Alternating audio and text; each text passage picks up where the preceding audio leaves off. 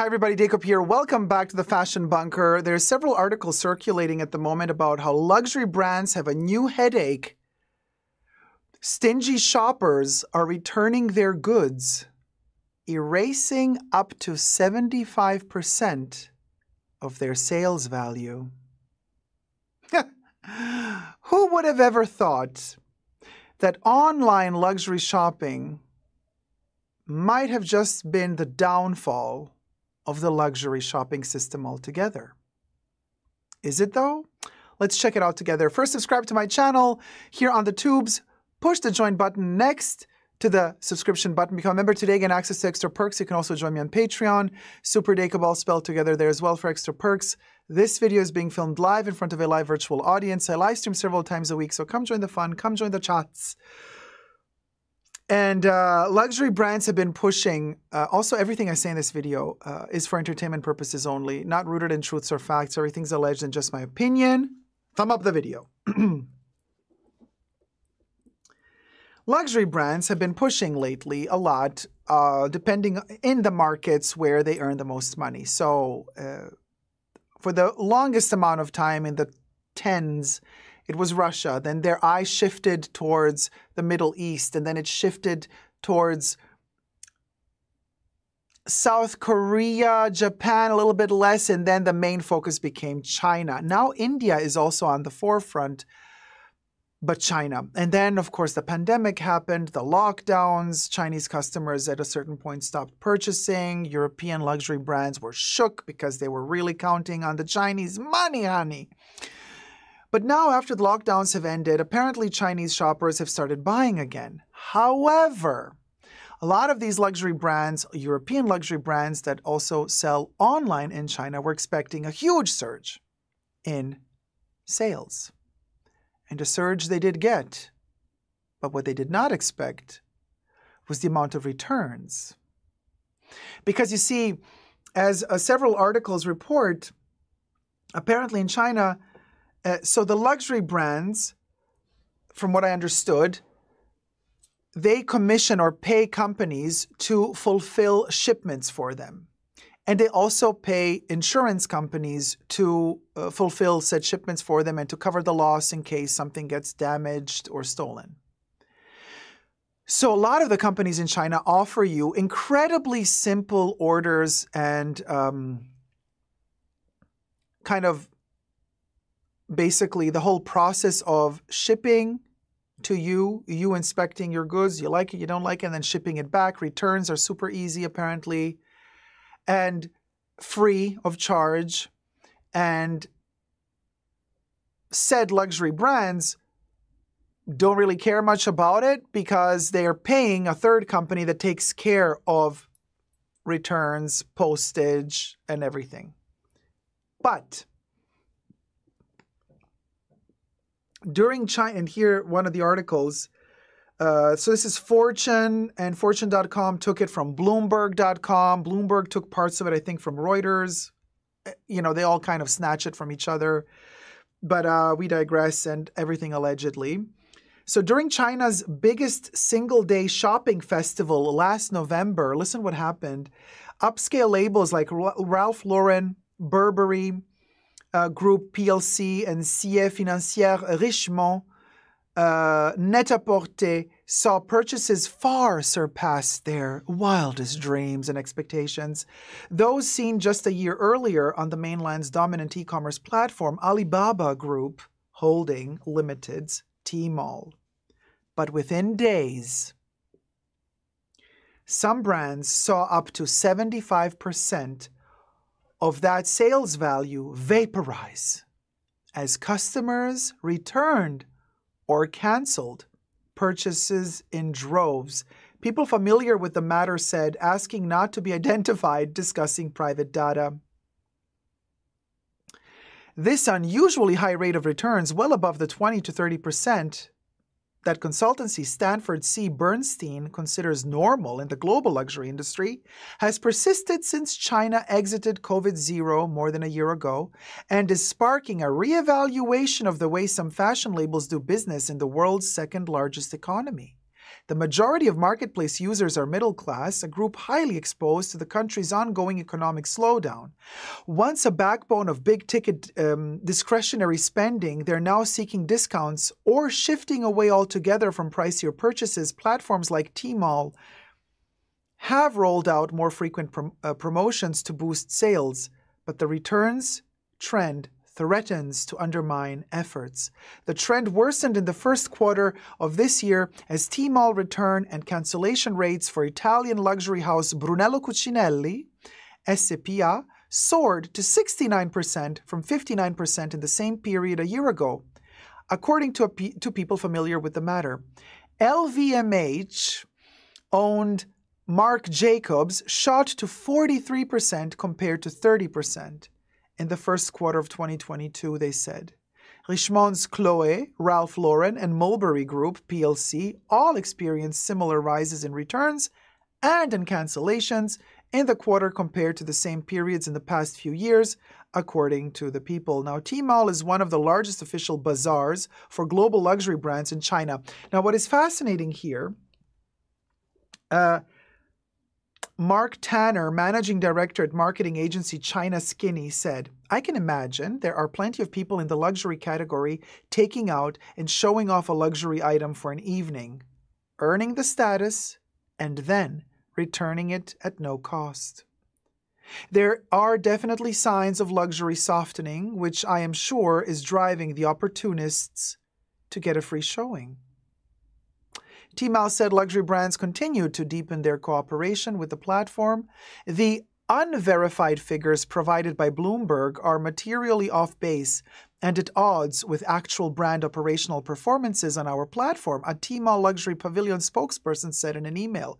Global luxury brands have continued to launch and invest in the flagship stores on Tmall as a cornerstone of their China market strategy. So what happens here is they take into consideration the initial orders. So let's say they launch a collection from all of these brands in one go, like within 1 week, there's an activation for all of these collections. People flock in droves onto the e-commerce and order a ton of stuff. That's within the first week of launching. Then it takes a week for it to get shipped and delivered. That's then the second week. On the third week, people wear it. And by the fourth week, people start sending back. Now, the numbers that these e-commerces deliver to their shareholders is, of course, the first week of sales, right? When they actually launch the collection, that's where the numbers are really high. That's where they can pat themselves on the shoulder and say, look at us. We sold 70% more. I'm just shooting a number here randomly. 70% more than last time, last activation. Yeehaw! But then they zoo it and they zip it. What happens 3 to 4 weeks later when said products mostly over 70% get sent back after the person has worn it to a special occasion and is like, you know what? I want my money back. I don't want to keep this piece. Now, we've seen this happen already years ago with influencers, you know, the influencer buying a certain product to show it off and then bring it back the next day to get the money back. But in the meanwhile, they get their views on their YouTube channels and they get the AdSense revenue and the sponsorship money. And they get clicks and views because they're showing a product that is highly covetable, expensive, not easy to obtain, not everybody can afford. And then the next day they return the item. But they keep the views on their channel and they keep the AdSense revenue and the sponsorship deal revenue from said videos. So China catches up with this practice and does the same. Wow, Otpin Crane in the chat says, Amazon told my son to stop returning purchases. They cannot say that to him. If he has a reason to return them, if it's legally okay to return them, then he can return them. You know, Coco says, in a moment, they start charging restocking fee for returns to keep up with losses. Well, they can't because then people are not going to even order on the launch date anymore. The reason why people in China, according to this article, started ordering in droves is because the return policies were loosened up and made very simple. In some cases, this article states that the return policy is so simplified that you can even cancel an order after it's been shipped but hasn't arrived yet to you. So in some cases, people get refunded their money. So you order a product, it gets shipped to you. On the way to you, you say, I want to cancel. They're so loose with their policy that they accept your cancellation. They refund you the money. A couple of days later, the product actually arrives to you. They know that it arrived to you. You're going to have to send it back. And, you know, if you're a crook, you won't send it back, but it'll catch up with you sooner or later. But like they trust you so much that they give you your money back before they get the product back. Like that's how simplified they've made ordering, just to be able to amp up numbers on release date of certain products.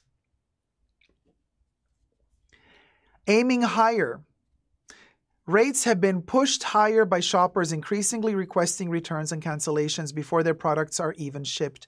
The Tmall promotional campaigns allow buyers who meet certain spending thresholds to obtain discounts, even if they later return some of their purchases. So they've simplified even this. So basically, you've built up your profile, your customer profile, even though you've been buying, returning, buying, returning, buying, returning. They still keep your profile high. And then you start getting discounts. And then at a certain point, they're like, hey, you are now our VIP customer. So now you're going to always get a 20% discount when you order because you've been ordering so much from us, even though you've been returning everything you've been ordering. And then a lot of people order even more to build up their profile to be able to get the 20% discount. And of course, these companies can then say to their shareholders, look how many people ordered from us, a ton. And the system is collapsing, you guys. You see how this is not sustainable?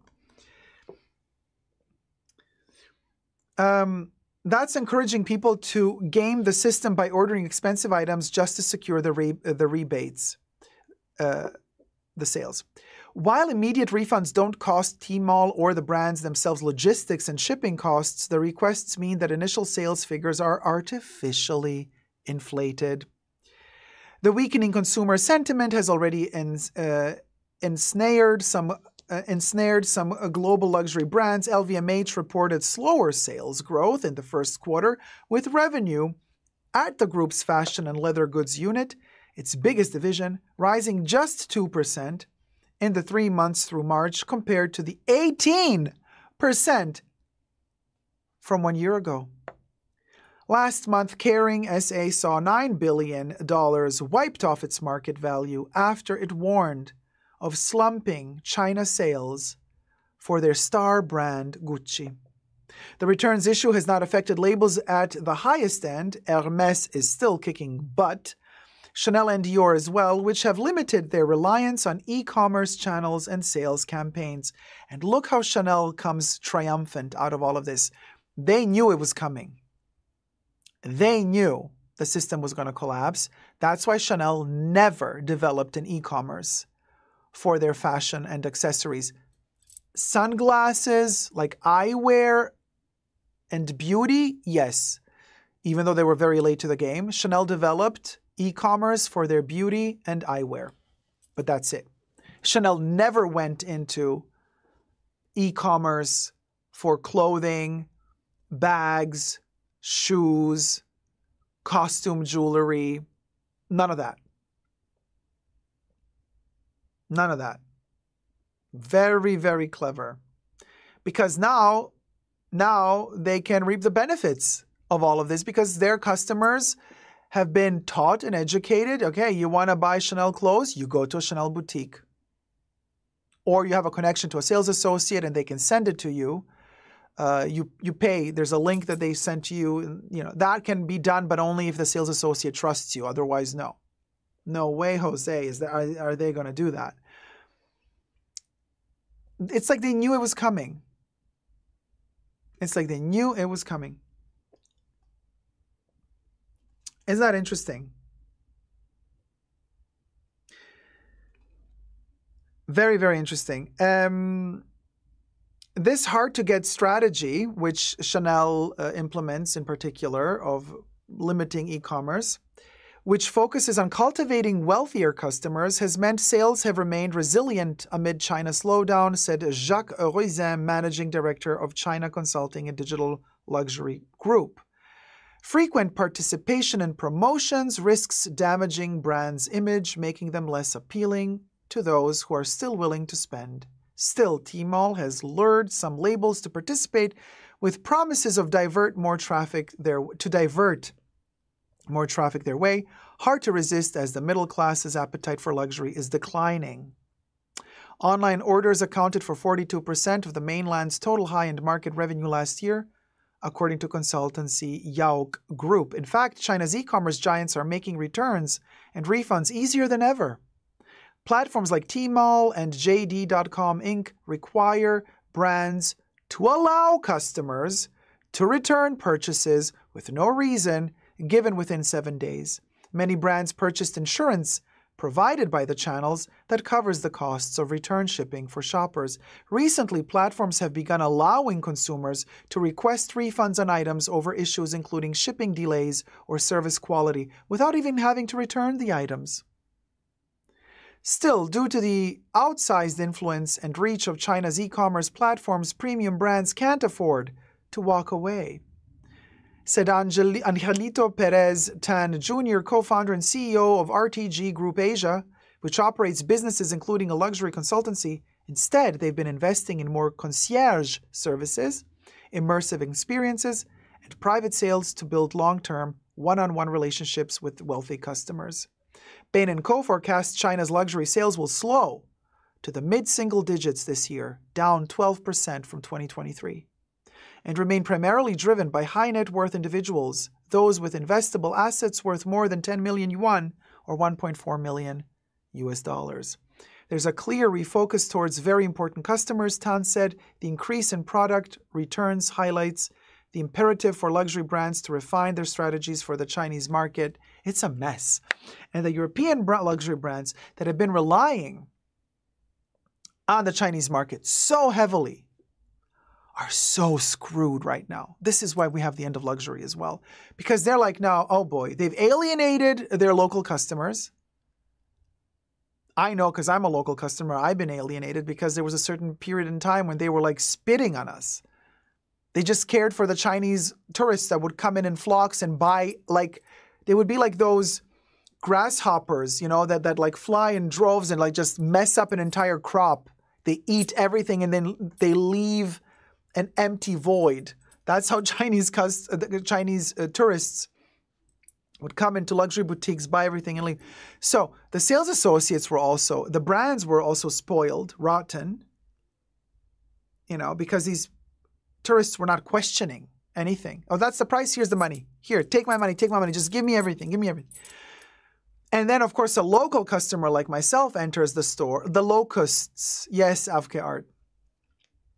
A local customer like myself enters and I demand quality for that money. And I buy one product, not 20. And then at one point, the sales associates were like, honey, we ain't got the time for you. You're just not worth it to us. I'm like, really? Okay. Times will change, and times have changed.